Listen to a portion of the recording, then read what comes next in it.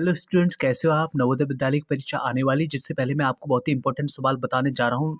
आप इनको बहुत ही आसानी से सॉल्व कर सकते हैं। जैसे कि यहाँ पहला सवाल दिया है, यहाँ 5 इंपॉर्टेंट सवाल आपको दिए जाएंगे जिसको आपको सॉल्व करने हैं। दो संख्याओं का योग 100 तथा अंतर 37 है, तो इनके वर्गों का अंतर क्या होगा।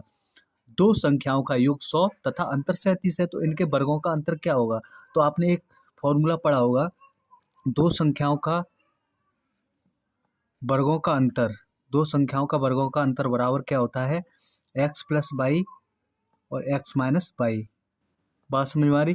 दो संख्याएं क्या है, एक्स और वाई, दोनों के वर्गों का अंतर क्या होता है, दोनों संख्याओं का योग और मल्टीप्लाई दोनों संख्याओं का अंतर, दोनों संख्याओं का योग और मल्टीप्लाई दोनों संख्याओं का अंतर। तो दोनों संख्याओं का योग ये एक्स प्लस वाई है, तो यहाँ कितना हुआ दोनों संख्याओं का योग 100। ठीक है, इसी तरह से यहाँ बीच में कोई चिन्ह नहीं है, तो क्या आ जाएगा, गुणा का चिन्ह दोनों। अब यहाँ दिया है हमें दोनों संख्याओं का अंतर, अंतर कितना दिया है, 37 दिया हुआ है, तो यहाँ लिख लेंगे 37। तो 100 गुणा 37 कितना हो गया, दोनों संख्याओं का अंतर, वर्गों का अंतर कितना हो गया, दोनों संख्याओं के दोनों संख्याओं के वर्गों का अंतर हो गया 3700। ठीक है, कितना हो गया 3700, 3700। ठीक है, यही आपका क्या होगा, आंसर होगा। आपको क्वेश्चन समझ आ गया होगा।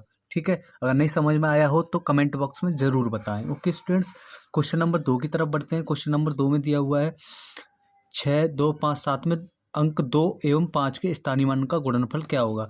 यहाँ पे दो का स्थानीय मान कितना है, तो देखो दो के बाद कितने अंक हैं, 2 अंक हैं, तो 2 पे 2 जीरो बढ़ा दो। ठीक है, अब इसके बाद 5 का स्थानीय मान निकालेंगे। 5 का स्थानीय मान कितना निकलेगा, 5, 5 के आगे कितने अंक हैं, 1 अंक है, तो 1 जीरो बढ़ा देंगे।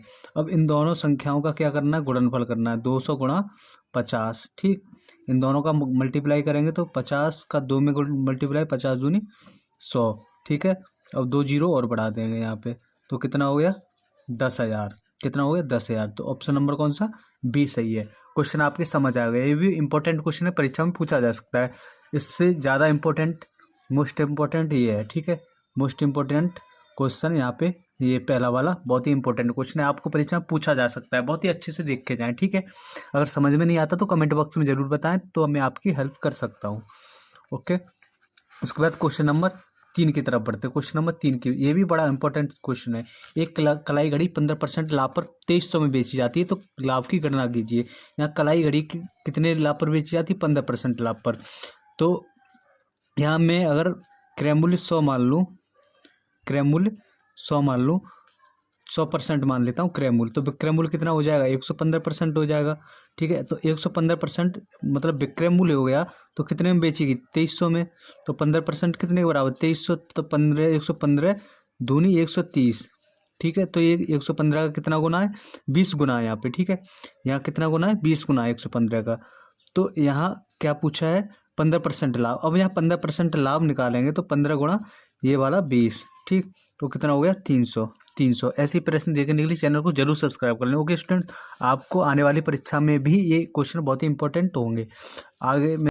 तो क्वेश्चन नंबर 4 कुछ इस तरह से है, दिए हुए समीकरण का मान ज्ञात कीजिए। देखो ये इसके ऑप्शन दिए हुए, आंसर दिए हुए हैं, और यहाँ पे ये क्वेश्चन दिया हुआ है 143 प्लस 14.3 प्लस 1.43 और इस तरह से दिया हुआ है। तो इस क्वेश्चन को कैसे सॉल्व करेंगे, यहाँ पे हमें कुछ नहीं करना है।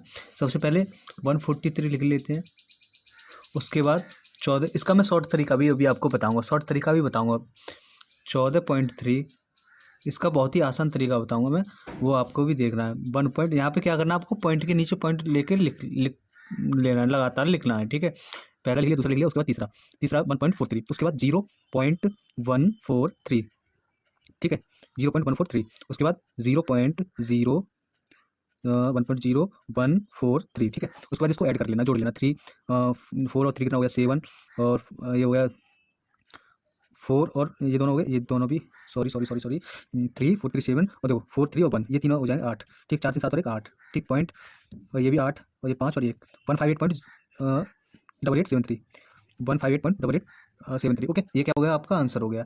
और ये अब इसका शॉर्ट तरीका किस तरह से निकालते हैं, तो सबसे लास्ट वाले की तरफ जाते हैं, सबसे पहले कितना दिया है, 3 दिया है, तो यहाँ कितना आ गया 3। ठीक है, अब 3 के साथ 4 को जोड़ लो, तो 4 और 3 7, ठीक है। अब 4 और 3 7 और 1 8, ठीक।